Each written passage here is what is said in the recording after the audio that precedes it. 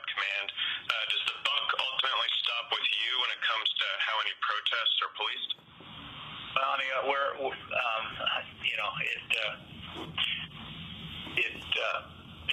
our goal here is to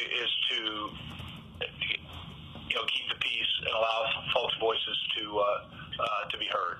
And in that balance, I'm attempting. I am using the resources we have to marshal to be predictable for both those pillars. I don't. I'm more. I just will have to say I don't spend a tremendous amount of time personalizing this. It's disturbing, but it's consistent both for his behavior in the governor's office and for all elected officials. When this first started off and he initially declared a state of emergency, he had the power then to change the way that justice could play out by appointing an independent special prosecutor. When we were about to call him to do that in a press conference the same morning in response to our letter, he shut down the state of emergency. So every place we turn, as far as elected officials, as far as pieces of the system, where they should actually be holding officers and departments accountable for their behavior, not just during the protests, but before this, in terms of the profiling, ongoing harassment, everybody has remained silent. Everyone wants to duck responsibility and point towards someone else. So, as I said again, while it's very disturbing, I can't say I'm surprised because it's consistent with what we've seen so far. Governor Nixon grew up in a town in Jefferson County. That's an exurban area. It's about an hour, about 45 minutes to an hour south of St. Louis City. It was a county that a lot of white people fled to in the 50s, 60s, and 70s when African Americans started moving from North St. Louis to South St. Louis. So it's sort of seen as sort of the prototypical white flight county in St. Louis. He was a conservative Democratic state senator in the 80s, in the mid-1980s, pro-gun, strongly pro-life. And then when he ran for attorney general in 1992, he actually ran as a candidate who opposed the school desegregation program that allowed for voluntary busing of students from St. Louis City to St. Louis County, black students to mostly white schools. So he has a history of being a very conservative Democrat, a strong law and order guy, 16 years as Attorney General. They used to call him the Eternal General instead of Attorney General. And during that time, Missouri executed more people than just about any other state outside of Texas. So he's always been a strong law and order guy. That's been his posture. What we've seen over the last few months, I think, has been consistent with that. You're a former Missouri State Senator. What kind of political reform do you think is needed there in the aftermath of Michael Brown's death? I think there's a lot of reforms needed. The first thing that's needed is a rule or some new statute that reduces the percentage of municipal revenue that can be brought in from traffic stops. Right now, a lot of the municipalities in North St. Louis County are bringing in as much as 30, 40, even 50% of their annual budget just from stopping people and getting fines from that. And that's ridiculous. So we need Ferguson, at the time, showed this chart that they are off the charts in the entire country on this. They are absolutely a huge outlier in that, and they're also a huge outlier in the number of warrants that they have outstanding. You know, in a lot of these North County municipalities, such as Ferguson, there are more warrants outstanding than there are residents living in these towns. Again, ridiculous. So the first thing we need to do is reduce the percentage of revenue that can be garnered from traffic stops. Second, we've got to make sure that these police forces look like the people they're policing. Right now, people have seen the statistics. Just 6% of the police force in Ferguson is black, and nearly 70% of the population. So you've got this huge disconnect between the power structure and the people enforcing the laws from the residents who actually live there, and that's a recipe for disaster. For a long time, we talked about policing in St. Louis. We talked about it as a situation where folks feel like they're under occupation. So yeah, I think his analysis is dead on. Like, of the 5,000 hours of training that they did this past week, how many hours of that were really focused on community engagement, on identifying and recognizing people in the community? While they're actually charged. Actually, this is a key point when you talk about these 5,000 hours where they were training.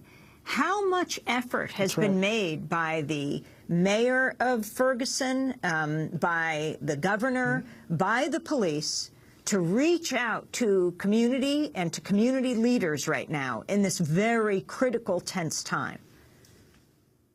Very, very little.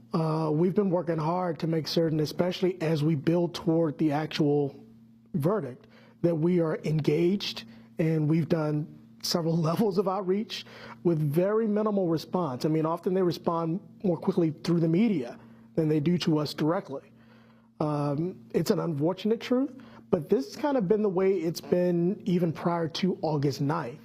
It's like when there's been police brutality or someone has been executed, it's taken massive amounts of time and effort just to get legitimate response.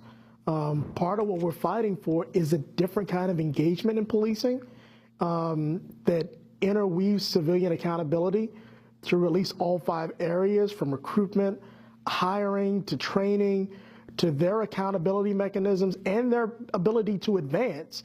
There have to be some levels of actual community engagement and a higher level of accountability that may involve the Department of Justice. The issue of this no-fly zone. Local authorities in Ferguson have privately conceded they sought a no-fly zone to limit media coverage of the protests that erupted after the killing of Mike Brown.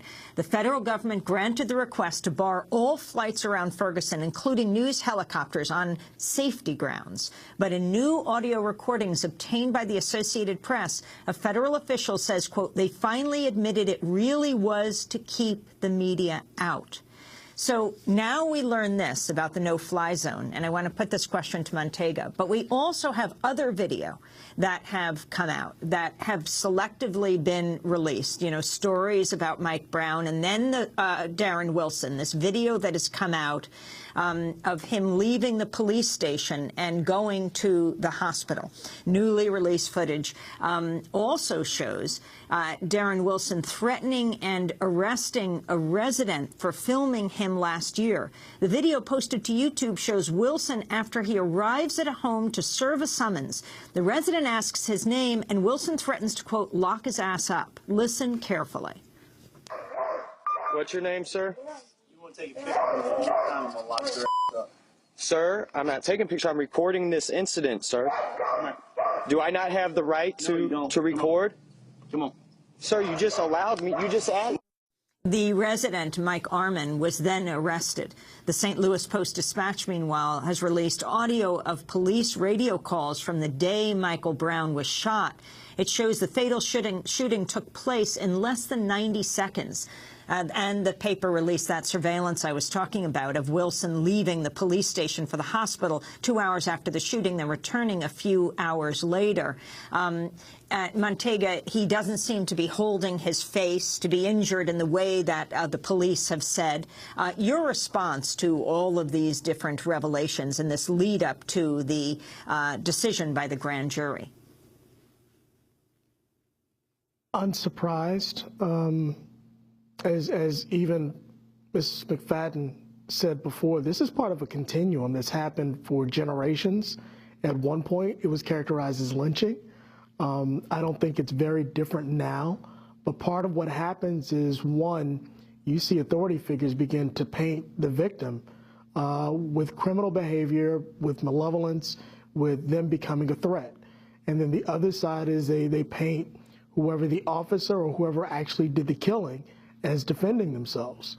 We've heard report after report of not just Darren Wilson, but the way police have engaged residents and people just visiting the area for years. It's not a surprise. We've witnessed reporters be arrested and harassed just like protesters on the street. And the harassment was directed at their ability to begin to report what's actually happening in the community. I'd say it's if we hadn't actually lived in it, outside I'd be shocked and amazed. But the idea that folks who live here don't want to expose the reality of life and what it means to be in relationship between the black community and police officials is not surprising. And again, it's not unique to Ferguson. You can go a mile one direction, you're in Delwood, same experience. A mile the other direction, you're in Florissant. You may deal with the same thing. Or further out to Velda City, St. Louis City, Pine Lawn, there are departments that are notorious for doing that and worse. And we've caught them on camera. You've actually had news stations do reports on people trying to file complaints and see them being violently run out of the station for doing that. This is endemic to this area, this part of the culture. It's just that at this point, all eyes are here and people are watching and no one wants that to be seen.